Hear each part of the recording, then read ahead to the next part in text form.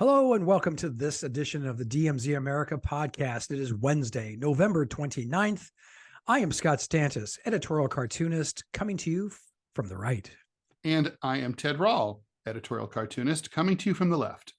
We sort of missed last week. We both, I was, I'll tell you why in a second, but I had an excuse. But Ted calls this morning and goes, am I just losing my mind, or did we not do a podcast last week? I go, no, Ted, you're not losing your mind. Well, not for that reason. We just kind of forgot. We just sort of didn't do it. You were having a Biden moment there. I was, a good Biden moment though, because my first grandchild was born Thanksgiving Day, and little Hugo Stantis is our little bundle of joy, and it came in at 7 pounds 10 ounces, and yay.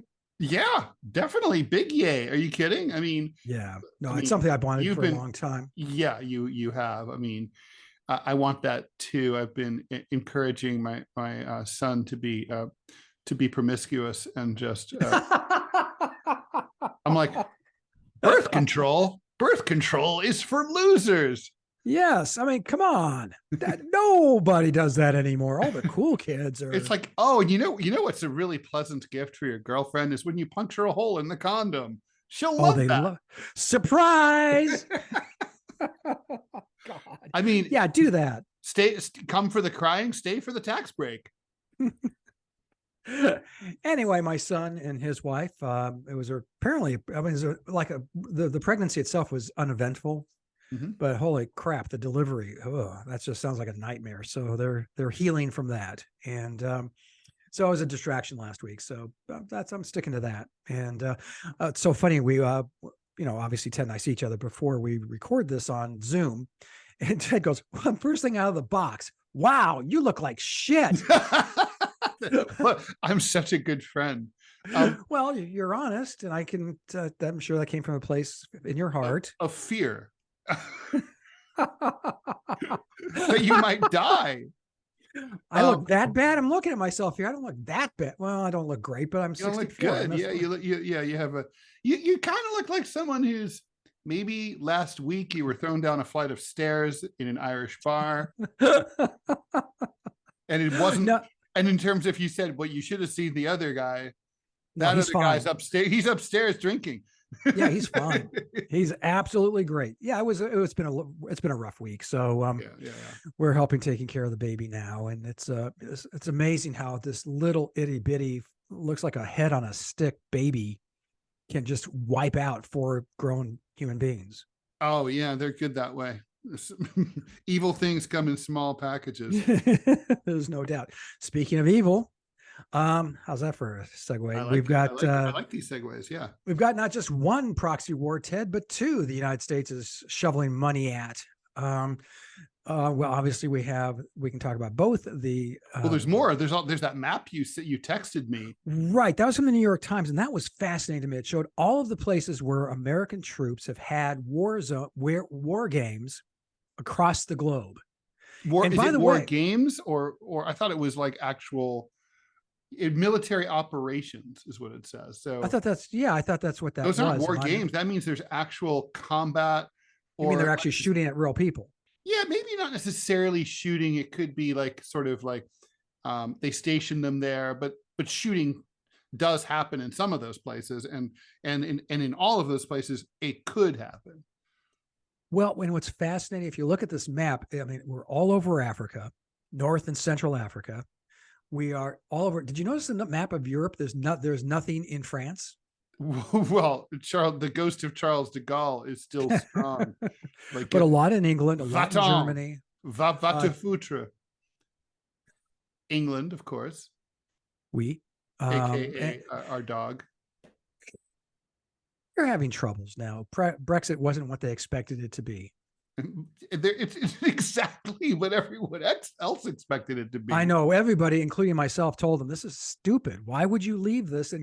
Because they had an exclusive deal with the European Union. They weren't even They were the only country who should not have left. I voted against the EU as a French citizen. Look, France is getting screwed by it. So is Germany. So is Italy. But like but you know, the Brits they were giving up nothing. They still kept their currency, they had their sovereignty, they had, you know, I mean, they weren't subject to like the most draconian EU rules. They were getting the best deal, and they're out. It's sort of like when, you know, you see a couple getting divorced, and like it's like the ugly, stupid, fat one who's like, I'm leaving that one. It's like, but your partner's gainfully employed and hot. Like, what? No, they're a monster. Yeah. Yeah. That's anyway. So so apparently America is a war machine. I mean, for those of you who didn't know this, this comes as a revelation. Have a seat. Yes. Welcome to Ted can tell you that American arms all over the world, stirring trouble on all the continents. But the two big ones are, wait for it. Well, you know, you were about to introduce it, and I yes, the Israeli incursion into Gaza, and of course the war that apparently we either something happened to it. It's a country that starts with a U. It's under the cushion somewhere. Yeah, it's sort of like my mother-in-law, who's kind of struggling with dementia right now. She loses, or actually she's convinced that things get stolen, and they always end up under her comforter on her bed, her purse, her sunglasses, her keys. You know where to look. Janine, all, you know, her daughter, all of just right there. So this is kind of like the Ukraine war is probably under my mother-in-law's comforter. Well, you should look under there. You know, I mean, I'd be worried about little tiny Zelensky getting smushed. You know, I think a lot of weirdly, Ted has been wailing against the proxy war, and I came around to his way of thinking. But the Republicans are the ones who are leading the charge to say no more money to Ukraine. It's not a democracy anymore. We're not supporting democracy. We're supporting a dictator. We are a despot against another despot. I mean, you know, I guess you can pick and choose your despots if you want. Hey, at least Russia has elections. They're like ours. They're rigged. Well, yeah, except the opposition usually isn't in jail in the United States. They're usually, you know. Well, I'm talking about the in Ukraine, the opposition is in. Well, there is no election. They were going to have right, but all of the opposition is in prison, so that's a problem. It makes campaigning more difficult. You know, the Wi-Fi is not that good inside, and like you know, there's the war crime. bad Wi-Fi in prisons. Yeah, they've canceled all elections. I mean, come on, guys. The United States had an election during a fucking civil war. New York City had a mayoral election. Was it 10 days after 9/11?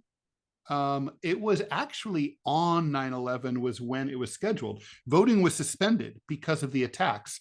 It was, you know, I think there was a strong chance that Mark Green, the much beloved progressive public advocate, he would have probably beat Bloomberg, but then 9/11 happened and everything moved to the right. So then 10 days later, they reconvened to hold the election. Yeah, don't forget in New York, the current mayor said, you know what, we can just cancel the elections and I can stay in office until things settle down and we can have an election. That was Giuliani. That was Giuliani, who was, of course, an attorney for Donald Trump. Who wanted to try to. And New York was like, you're awesome. You're America's mayor. We love you. But, you know. Democracy is messy. Sometimes I mean, if the Republicans, I think, look, behind the scenes, it's entirely possible that Republicans in the House and the Senate are concerned about the optics of Ukraine not being a democracy. But we don't know that. But what we do know is what they're saying in public. And they say they're deeply concerned about the waste of money. They say that like there's been billions that have gone unaccounted for. The Ukrainians can't say what if any weapons they used to that money to buy. I know a lot of the weapons that we sent them directly ended up for sale, turned up in other countries on eBay or on the dark web. And basically, so they're like, basically, we want accountability for this. So for them, but I think that I'll tell you, I think the real subtext, what the Republicans really don't like, they don't like the fact that Ukraine is losing, and they don't like to be on the losing team. So it's kind of like how, you know, when like a baseball. I'm not sure they're losing. I think they're losing. No, it's a slog now. Now it's a quagmire. Now I think it's pretty even, don't you? Or wait, No, explain to me. I think it's, yeah, there's really no significant movement either direction. However, when that's the case and the war is being fought entirely inside one country, that's the country that's losing. Because I mean, think about how much Russian territory has Russia lost to Ukraine? None. Like, however, the Russians are sitting on top of tens of thousands of square miles that used to be Ukrainian. But it was an invasion. Ukraine did not invade Russia. Russia invaded the Ukraine. Sure. Here, let me explain it. Let me put it this way, Ted. Well, that's sort of like, it's very much like the Civil War. I was going to say, in the South was fighting a defensive struggle, and they, oh wait, shit. No, I think I'll tell you what the counterfactual is to my argument, and that's World War One. And it gave rise to the harmful, like, stab in the back mystique. All of World War One between France and Germany was fought in France. None of it was fought in Germany. Right. So the Germans always felt, well, we invaded France. We're still invading France. We won. So when the armistice came in 1918 and Germany admitted that they had lost and told everyone, come home, fuck it, the French win, and we have to pay them money. The Germans were the German people, a lot of them were understandably really confused.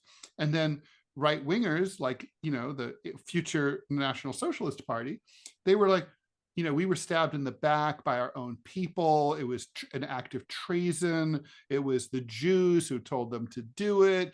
And so it gave rise to that, like, myth, right? And the truth is, I remember when I learned about this, I was confused, but Germany really did legit lose because they couldn't maintain the supply lines, and they had lost so many men. So even though the war was fought entirely on French territory, it didn't matter because they just couldn't win. So I guess you could say, if the Ukrainians were successful at bleeding the Russians out, then Ukrainians could theoretically win. But it's like, France and Germany were and remain pretty evenly matched. The two countries have similar economic strength. Their populations aren't very different. That's not true about Russia and Ukraine. I mean, Russia is 6 times the size of Ukraine. Its military is probably 50 times more powerful before the war started. I mean, so even though they get some help from NATO and the US, it ain't enough. It's like, they just can't. I don't see, I mean, behind the scenes, military strategists are admitting internally to the Pentagon that there is just no fucking way for Ukraine to prevail. No, and what's going to happen is, you and I have talked about this several times, is they're going to have to cede the Donbass region to be at least autonomous. Crimea is going to remain Russian, as it should. And there's going to, I disagree with you, but that's another podcast. Yeah, we could go off for a while. Well, I mean, I'm just curious. I mean, okay, so it was always. Guess Russian. We won't. It's over 90% ethnically Russian. That might be enough right there. But the point is, it was always in Russia until the 1950s in the Soviet Union, and then Khrushchev had this stupid, like, it's the 500th anniversary of blah blah blah, and then he transferred it over to the Ukraine SSR and the US. And so this is kind of like you and your wife get divorced. I'm like, I was just at your wedding last year, and that bowl, that big, like, crystal bowl I gave you, given that the wedding didn't work out, I'd like my bowl back. I'd have every right to say no. It was a gift. I'm keeping it. In addition, just looking at a map, Ted. But if I'm well armed, I'm getting that bowl.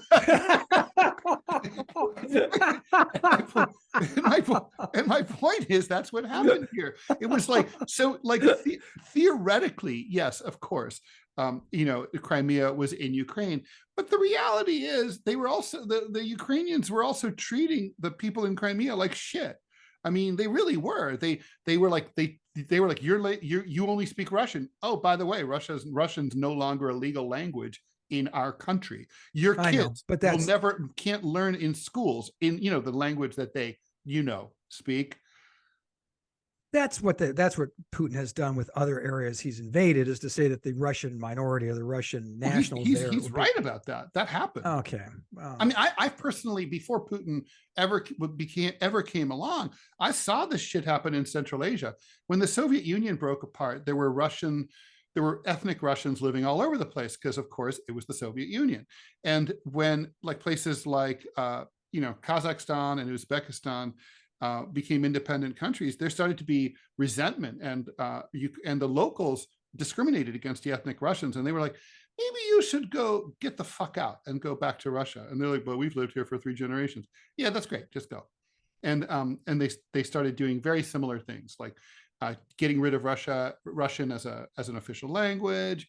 I mean, what's the case for the Crimeans? Don't want to be there. They just barely joined, like, recently. I mean, here in the 50s would be a long time, but in that part of the world, if it didn't happen 1,000 years ago, it doesn't count. Really? I know, but I'm just looking at a map, just practically speaking. Crimea is, I mean, by all intent and purposes, it is enfolded in Ukraine. I mean, it just it's attached. It's a peninsula. It's like enfolded in Ukraine the way Cape Cod is enfolded in the U.S. It's sticking out into the ocean. We'd be pissed if Canada said, that's ours. We'd be pretty pissed. But if it had always had been theirs, well, Canadians are everywhere. Well, and rightly so. Canadians are great. Maybe I like Canadians. I hate the way they say out. I'm sorry. It's not oot. Come on, people. Come on. Well, it is for them. They're wrong. I mean, I feel like we both had mothers and relatives who spoke Parisian French, and whenever they heard another French speaker, true. Oh, my grandmother would be, oh, that is not French. Although my mom wasn't like that. My mom was fascinated by Canadian French because she knew the history. She said, that's basically 16th century French. Really? Because they were left behind, right? Where's the boat? Jacques, you're coming to get us, right? Oui, certainement. Yes, we will turn around. We will come back to get you. Bientôt. You wait. Just like soon, Taiwan will invade the mainland China. Yeah. Unleash Chang. Unleash Chang, which is actually something that George H.W. Bush would say when he was about to slam a tennis shot. I'm serious. Yeah. It's just like, okay. True? It's true, because that was a thing back in the day, was unleash Chang to attack after World War II, to go back he was plenty unleashed to begin with. Yeah. Well, yeah. All right. So let's get to it. So Ukraine, anything to say Ukraine, there? We got that. We got it. Yeah. I would, if I was Scott Stantis, I of Republic of Alabama, I would vote to stop sending money there, because there's no accountability. There's no accounting for it. And additionally, they're not a democracy. They've made themselves empirically. What about the fact that they can't win? Would you care about that? Not a lot. Okay, that's all right. So you have a ideologically grounded position. Yes. Here's what I would do too, and I would tell the Ukrainians and Zelensky, this next round of funding is it. You won't get another red cent from the United States unless you sit down and negotiate a settlement on this. Mm-hmm. And I guarantee you put it that way, and he thinks he knows you mean it. There would be no choice. Yeah. Don't forget, Zelensky actually proposed and signed into law a law that makes it illegal for anyone to negotiate with Russia as long as Putin is president. I understand that. I don't. Talking is always good. You can always talk. Yeah, you and I agree. I mean, no, I think this is, and that's where if I was, like I said, I would insist on Ukraine sitting down with Russia and hammering out an agreement and ending this war, because it's stupid and it's wasteful, and we're not going to send you another penny. Boom. Yeah, I'm down with that. Now, what about? So let's talk about Gaza. I mean, let's move over to Gaza. Gaza is a shit show, man. I mean, I don't know if you saw this article in the New York Times 4 days ago, where they talked about the killing rate. So officially 14,000 Gazans are dead. It's probably 50, 60, 70,000. No, I disagree with you, but please continue. Okay, you're wrong. So the point is, I mean, it's at least, anyway, the point is it's tens of thousands of people. But even if you just go by the official count, which is by all account, according to Western outlets like the New York Times very conservative. And by the way, figures inside the Biden administration are now being quoted saying that they think the Gaza numbers are conservative, and it's probably far higher. So anyway, they said that so because the Israelis are dropping, basically they're dropping 2,000-pound bombs in a densely populated urban area, they're flattening the whole place. They have dropped between 15 and 20,000 of these 2,000-pound bombs there. Now, as a result, 60% of all of the Gaza Strip is completely flattened. According to America, that sells and makes and sells these bombs, that's no bomb greater than 300 pounds should be used in an area like that. And so, like, for example, to fight ISIS in Aleppo and stuff like that, they used like 300-pound bombs, and they still leveled the entire city. So the people are, it's a unique set of circumstances. In other wars, the refugees can flee, but in Gaza, they're trapped by the Israeli blockade and can't flee. So they are also, they have no water or food that's being let in. So they're also just starving and dying of thirst. And the medical system has completely collapsed. Long story short, twice as many Gazans at least have died in 2 months than all Ukrainians and Russians combined in 2 years over there. And to add to that, the war zone in Ukraine is, I think, 25,000 square miles. The war zone so all of the Gaza Strip is 141 square miles. So if you add all that together, basically the intensity of killing in Gaza is 1,500 times more intense than in Ukraine. And so they said you basically have to go to the firebombing of Dresden to find comparable like carnage. So it's really a fucking shit show. And now the Israelis are kind of being exposed because of the hostage exchange. People are like, well, who are these Palestinian women and children you're trading back? And it turns out that many of them are kind of hostages themselves, and being held in what the Israelis euphemistically call administrative detention, which basically means they're kidnapped and held without charges for baselessly, and then tortured and denied food and water in many cases, according to published reports. And then at the same time, sorry, as I rant about this, because I care about it, it's really crazy. The now Israeli Jewish Israelis, loyal Israeli citizens, are being jailed, arrested, and imprisoned for criticizing Netanyahu and the government. So they've passed an emergency edict saying that like Israelis are not allowed to criticize their own government. So, well, okay, I'll have to look into Israel that. is being exposed as a, let's just say this, they're not behaving well, Scott. Well, I think it's important to, let's go all the way back to October, and October 7th. And what occurred that day was beyond imagining. The horror, the brutality, the barbarism of it, killing babies in the cribs, raping women so violently that they cracked their pelvises. I mean, this, and now taking hostages. All of this is to say these were Hamas under the auspices of the Palestinians who voted them in and have been voting them in for the last decade and a half. Wait. Stop. There's been no election at all in Gaza since in 17 years. Well, how did they become the civic leader? Well, there was an election 19 years ago. And then, which they basically was inconclusive. It was like 37 to 37. They and Fatah is the former PLO, right? So Fatah party is the PLO, and they're in charge of the West Bank. Fatah ran against Hamas in 2005, and then in 2006, so they had a power sharing arrangement, and then finally Hamas pulled a military coup and threw Fatah out. So it's been a dictatorship of Hamas ever since 2006. It's literally a military dictatorship, an Islamist military dictatorship.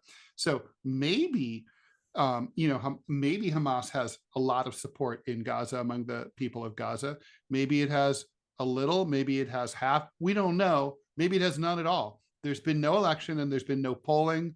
There's absolutely no way to know how the people of Gaza feel about Hamas. Just saying. Well, okay, so Hamas has been acting as the civic authority. And, when Hamas perpetrates this kind of an act, it demands a response. And I think now, is this the right response? I think you and I could probably say there were better responses. Well, you heard my opinion. Yeah. Well, no, and I think but I understand what Israel's doing, but effectively, do you though? Let's just say you were around the table, central command of the IDF. Is your goal, if your goal is really to get rid of Hamas, it seems to me like a traditional issue is, okay, well, you have a combination of an aerial campaign is inherently problematic because it's a densely populated urban area, right? You drop bombs. How are you going to, it's indiscriminate. How are you going to kill, you're going to end up killing many, many times more civilians than Hamas fighters. You can, it's kind of like how, and you can't target it. But fortunately for the IDF, they have ground troops. They have a ground invasion force. So they go in. Now, it seems to me like I would probably have gone easy on the aerial campaign and focused on the ground campaign and been like, okay, if the goal is to get Hamas, then go in and get Hamas. But, if you can't drop 20,000, 2,000 pound bombs, flatten 60% of the entire place, kill tens of thousands of civilians, and you know what? Hamas, first of all, their leadership's in Qatar, and they're laughing at you. And then as for the fighters that you're getting, the commanders, well, good luck getting them, but you might be able to get them. But this is not the way, cold-bloodedly, if I was out to just topple Hamas, I'm not sure there is a military solution, but that military solution would involve special forces and elite squads, like SEAL Team 6 type stuff, to go in and get command stations, get as many high-level commanders as possible, and hope that the whole structure just breaks down from the top. That's what I would do. Well, and that's what I think there were other ways to go about this. It sort of reminds me of 9/11. What should have been done would be, you can start with some of the camps in Afghanistan, but you would also say, we're also going to bomb eastern Pakistan. And Pakistan says, but you can't do that. Yeah, we can. And we are. Well, bombing Afghanistan had nothing to do with 9/11. Because Afghanistan had nothing to do with 9/11. Well, there were 2 Al-Qaeda camps there. There were at least 2, if not 4. Both had been empty for 3 years. So you're pounding sand, literally. That's what they were doing. They're pounding sand. Right. No, listen, I'm saying, obviously in hindsight, but I also felt that we should have gone into Pakistan, sent ground troops into Pakistan. According to the Pentagon, there were only 50 to 100 Al-Qaeda members in Afghanistan on 9/11. You don't invade a country of 30 million people to get 100 people. No, I would have made it very strategic. I would have made it up near the border of Pakistan, where the Punjab, what's that? Waziristan. Waziristan. I've gone into there, gone into Pakistan, chased them in there, and that would have been made a hell of a lot more sense. October 7th, I understand the overreach, and they just want to flatten, they want to wipe them out. And like you mentioned, I don't think they care about Hamas. I think they want, this is a land grab, Scott. They're trying to steal Gaza. I think and you can tell because first they ordered the population to move from north to south. And then, with the flyers and everything, and they did. And then it's now they're like, okay, now we want you to move from east to west, from southeast to southwest. And then look at a map. What's in the southwest of Gaza? The border crossing into Egypt, the Rafah border crossing. I think the idea here is they want to make Gaza completely uninhabitable so that I don't think they're involved. Unlike my lefty friends, I don't actually think they're involved in an act of genocide. I think that there's sort of accidental genocide, but genocide is by definition not accidental. I think what they're trying to do is they're trying to kill all the buildings. They're going to level all the buildings. There's no infrastructure. So let's just say the war ended right now. What is there to do? There's literally no place to live, no hospital if you get sick, no doctor if you get sick, no place to buy food if you have money, no place to get money by having a job. There's literally nothing there. So except rubble and rotting bodies. And soon there will be anthrax and other diseases that will spread as a result. So what they're going to do, they make it unlivable, and then in a few weeks or a few months, the Israelis throw open the border. 2 million people surge south into the Sinai. Sorry, Egypt, sucks to be you. They close the gate up. The Israelis come in and with bulldozers to sweep away all the rubble, turn Gaza into a beautiful, luxurious beachfront community. I really think that's the plan. You've mentioned that. I'm not sure that's practical. I do see them as having a permanent presence in Gaza, though, which will be, the Palestinians will find objectionable. Well, they'll be there by themselves. I don't think the Palestinians will be there. I think they're really. I think this is ethnic cleansing, is what it is. I think that's harsh. I think you better be careful when talking about Israel and ethnic cleansing, but I do believe that they are going to have a permanent presence in Gaza. Now, I don't think they're going to be there by themselves. I think the Palestinians are going to move back in. I mean, it makes sense for them. How? What do you mean how? They've been. There's no housing stock to live in. I know, but rebuilding these things, they're very good at it. They've had years to do it because Israel, from time to time, shows up and blows up buildings. Right, but not at this scale. It's never happened like this before. Well, we'll have to wait and see. We can be an editorial. We can be an editorial board. It remains to be seen. Everything does, always. It always does. Yeah. You can never argue with that. Yeah, no, that's true. Well, hence the phrase. Well, so here's the question. Let's talk about the domestic political implications of all this. I mean, it's interesting because both the Democrats and the Republicans are kind of having to deal with some awkward divisions within their own conferences, right? Democrats, the headlines, there's more focus on them. The progressives, the younger progressives who support Palestine versus the more traditional older Democrats who support Israel. That's kind of well understood, and why that's a problem for Biden, because he's a big supporter of Israel, and he really can't have like the young voters who were a big part of his coalition last time just sit on their hands and not show up. Although I think that's what's going to happen. But then Trump kind of has an analogous problem because he's an isolationist and an anti-interventionist for the most part. It's not like he's a pacifist, but he's also really pro-Israel. And so, he moved the U.S. Embassy to Jerusalem, something that Israel had always wanted. And that really pissed off the Palestinians.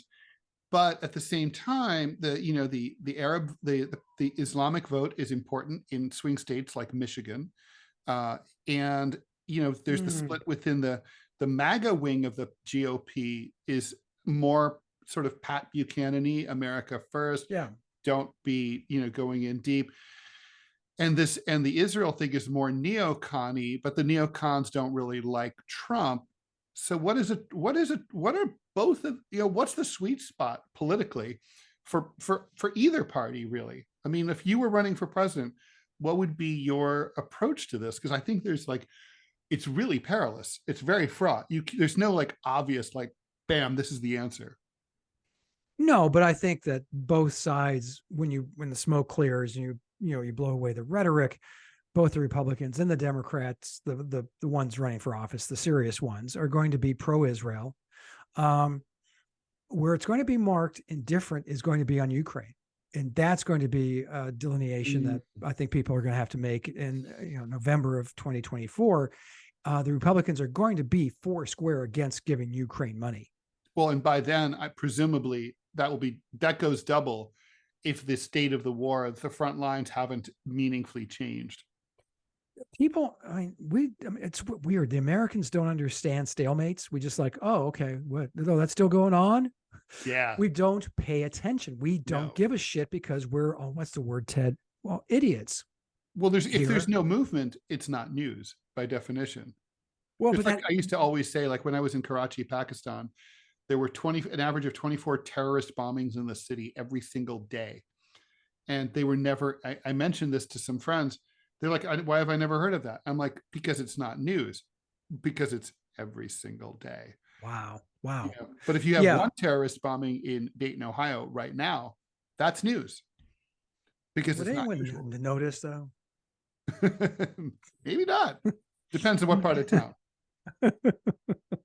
So yeah, from a purely practical political standpoint, Ukraine is going to be much more of a hot potato and a hot button issue than Israel. Israel, the political establishment is, we stand with Israel. And that's what Netanyahu has depended on that for 10 years. And he wasn't wrong. You know, I can do any goddamn thing I want to. I can, you know, pass laws. I can actually diminish my Supreme Court. And America is not going to do a goddamn thing about it. And he wasn't wrong. Yeah, that's true. The Israelis do whatever the fuck they want. That's their deal. Yeah, because they can. They can. And also it's kind of their national culture. I mean, you know, they're brusque people, you know. It's like a lot of them came from Russia, right? So it's not that surprising. So yeah, will Gaza be an issue? No. I mean, you know, you've got the idiots on the campuses and, you know, tearing down the kidnapped posters, which is just, how fucking stupid is that? However, I got to say, if the Palestinians had their act together, they would put up their own posters, their own kidnapped posters of the thousands of Palestinians who are being held in Israeli administrative detention. Yeah, but, you know, little sunshine from, you know, Berkeley doesn't think that far ahead or that deeply or that much. By the way, I do want to ask you something that came up on Center Clip that you and I both, of course, contribute to. This question of like, when does like in my view, a lot of, you know, there's this whole, like, conservatives in particular have been saying that there's a lot of anti-Semitism in the pro-Palestine movement here in the United States. And when I ask just to hear specific examples, I gotta say 9 times out of 10, that's not really anti-Semitism. It's criticizing Israel, or you can criticize, yes, or that's true, or even questioning Israel's right to exist, which I also don't think is inherently anti-Semitic. It's like, it's like, I personally think it's a dumb question, so I fail to engage with it because it doesn't matter whether, no country has a right to exist. It either does or it doesn't, based on how strong it is. You know, but I think my point is that I was going to ask you, as someone who does support Israel, because I am genuinely confused by this. Like, what would you say crosses the, like, do you really think that anti-Semitism is let's just say a major or a significant part of the motivation on college campuses to be supporting Palestine? Or is that really kind of bullshit and Israel supporters are just using this cheap shot to try to, you know, distract everybody with the anti-Semitism accusation rather than engage the legitimate critiques of Israel? I'd say yes. Because you and I know that it can be both. Absolutely. I guess the question, I'm going to just stipulate that there are anti-Semite. There's a Venn diagram where some critics of Israel are anti-Semites. I guess the question is, how big is that intersection? Yeah, I think that if they'd given it any thought, like I said, I wasn't kidding about little sunshine there at Berkeley. She doesn't give it. She's, you know, this is what she hears, what she should do, and goes to her little discussion group or whatever, sees memes, and that's how she thinks. I think if you gave this some deep thought, there is I think on college campuses generally, there's an anti-religious rhetoric and anti-religious atmosphere to begin with. So I'll give you that. Because Israel is not a secular, it's as close to a secular state, or it was until recently, as close to a secular state as a religious state can be. You see where I'm going? And yeah, so kind of like the way Turkey was before Erdogan, maybe. Right. Well, yeah. And now it's back to being, you know, batshit crazy religious. The same is true of Israel. This is becoming true of America. It's just like, I think given that, you could say that obviously the prevailing religion of Israel is you know, Jewish, and that acts against that could be perceived as anti-Semitic. I think some of the acts, like I just described, the person in New York, they put up the missing posters or the kidnapped posters. And the city was like, she wouldn't give her name, but she was like tearing these down and putting up a poster over them in the hole, calling for some kind of mass meeting of pro-Palestinian. What I think they failed to observe is that, although would you say Palestinians would be as religious as, say, an Iranian or as a Saudi? Fuck no. I mean, it's still obvious. It's but they're still. Well, don't forget, a lot of Palestinians are Christian, right? Like 30%. Is it 30%? Is it that high? It's really fucking high. I'll have to look it up. But yeah, it's shockingly high. And there's Druze and all these other people. But our favorite Zoroastrians. The Zoroastrians, always the best, always in the name of Zarathustra. But I would say that, like, but in terms of Palestinian Muslims, who are of course the majority, they're not fucking, I mean, yeah, there are fanatics, but on average, they're not like, well, Iranians on average aren't that religious either. Secretly they all drink and fuck around, and they're well, I know I said their leadership up there in Qom. How you say that? Qom, the religious capital of Iran. Qum. Chewing Qum. It's spelled Qum, right? Or Qom, depending on which transliteration you want to use. But my point is that, my point, simply put, is this.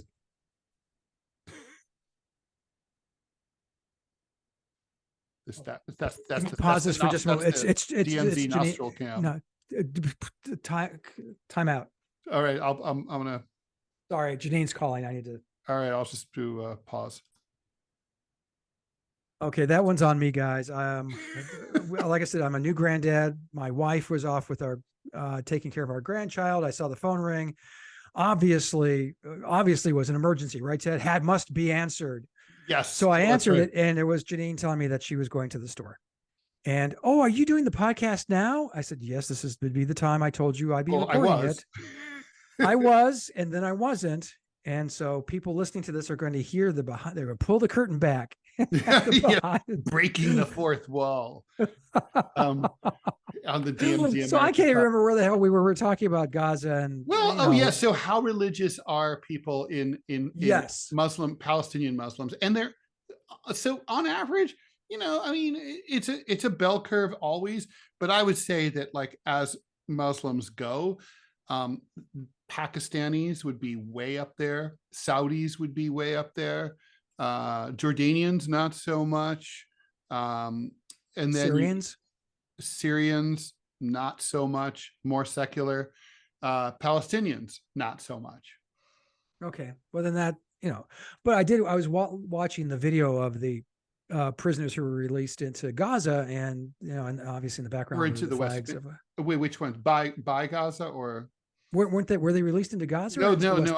I think all, if not all, but or almost all of them were released into the West Bank. And interestingly, yesterday, Israel released some Israeli Palestinians who they'd been. They always like to talk about how well treated their own Palestinians are inside Israel proper. But apparently not always. And Ted, 3 square meals a day, a cot, I mean, come on, healthcare. I mean, sure. Apparently they weren't really getting any of those things. Oh. So according to the Amnesty International, whoever the fuck they are. Well, they had the cot, right? No, that sounds like they didn't have a cot. Yeah. Maybe they all had to share a cot. Like, there are people who pay good money for that. But so anyway, but that's an exception. Like 1 or 2 Israeli Palestinians were released into Israel, but there's a famous Palestinian poet was released, and then also, but mostly 99% of them, they've gone to the West Bank, which is interesting because Hamas doesn't control the West Bank at all. No, but what's interesting is the celebrations of the release of the prisoners being hoisted up and all that stuff. Is there are flags, there are Palestinian flags and flags of Hamas were being flown during the celebration. And Hamas, it has political influence in the West Bank, and especially now. I mean, Hamas is definitely gaining in popularity. because of the war and the radicalization. And I mean, for some people are psyched that what they did on October 7th by striking back against at the Israelis, something that Palestinians don't get to do very often. It's usually one way, the Israelis beating up the Palestinians. Every now and then the Palestinians get in their licks. But also, even for people who weren't into October 7th, there's a lot of people who feel that Israel's overreaction makes them join Team Hamas. I'm one of those people who's antisocial enough to say, I hate both of them. But... Oh, no, I'm with you right now. I loved Israel. I mean, where is it? Of course, it's my Israel Must Live button, which I wore daily in the 1970s. But the last 10 years, the Israeli treatment of Palestinians and just that whole, and dealing with that issue has been so horrific and so inhuman that's really hard to embrace them. October 7th changes your view of things significant in terms of, what the retribution for that should be. But you and I are probably of the same ilk. I just say, fuck both of them, really. I mean, guys. I care about people, and I want the Palestinian and the Israeli people to live in peace side by side. I still think the two-state solution is the easiest. Although, really, truly, I think this segment's already gone a long time, and we should probably move on. But I was thinking we should at some point address the issue of whether, Israel as an idea might it really be a colonial anachronism? An anachronism. It just doesn't. I don't think so, because of the religious aspect, because of the pogroms of the latter part of the 19th and early part of the 20th century. I think because of the Holocaust, I think that there was and is a need to give them a homeland. But if I'm not mistaken, where you're going is to just have one big country where Palestinians have an equal vote. We'll call Israelis, it Palestine, and make a democratic nation. And make it like, do you remember what Lebanon was? I know that Jews are worried in Israel about demographics because, the birth rate among Palestinians is higher than among Jews. So, but there is a solution around that. I mean, many countries that have parliaments have a minimum guaranteed number of seats for ethnic minorities. Like Iran actually has a minimum guaranteed number of seats in, I think it's called the Majlis in the parliament for Jews. And they have a substantial number of Jewish parliamentarians in Iran. So you can do that. You could say, we're going to do, we guarantee that there will never be fewer than 40% of the seats in the future Israeli or Palestinian parliament for Jews, or 40% for Palestinians, or whatever. It reminds me of what Lebanon, for a while, for one brief shining moment, Lebanon had, you had the prime minister was Muslim and the president was Christian. Mm-hmm. Or right. Vice versa. You need a power sharing arrangement. I mean, Tajikistan had a brutal, horrible civil war that the world ignored between 1993 and 2001. And in the end, they ended up with a power sharing agreement. And the country's really doing great by comparison. It is possible. I thought that might be, I always felt that if there's a two-state solution, that the two states would, because of the nature of their populations, they would naturally move towards each other because they have self-interest. They have a history. Ethnically, they're the same. Ethnically, they're the same. They eat the and same mercantile. food. They look the same. Mercantile. They have a history of that. It's just like, they do business. And I think that then the borders would have become less and less important. And like you allude to, there probably would have come a time when you would have had one country or de facto one country. Yeah.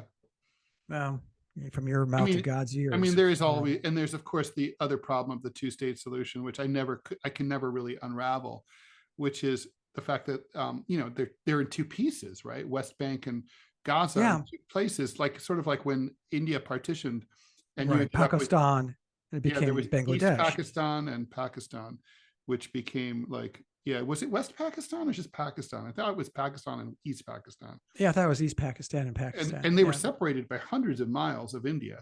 And so obviously that didn't really make much sense. There's other examples of that, but that's like geography. That's a real problem. Do you remember the concert for Bangladesh? I have the album. Of course you do. On vinyl. It wasn't that great, actually, but all right. No, it was terrible. And the George Harrison song, Bangladesh, do yourself a favor. Go to Spotify and give it a listen. Or don't. Because it's really bad. Yeah, it's bad. It's bad. Maybe the worst song they Beatles were ever snorting wrote. a lot of coke back in those days. All right, Yeah, who are we to judge? Let's take a break, and we will come back and continue and go on.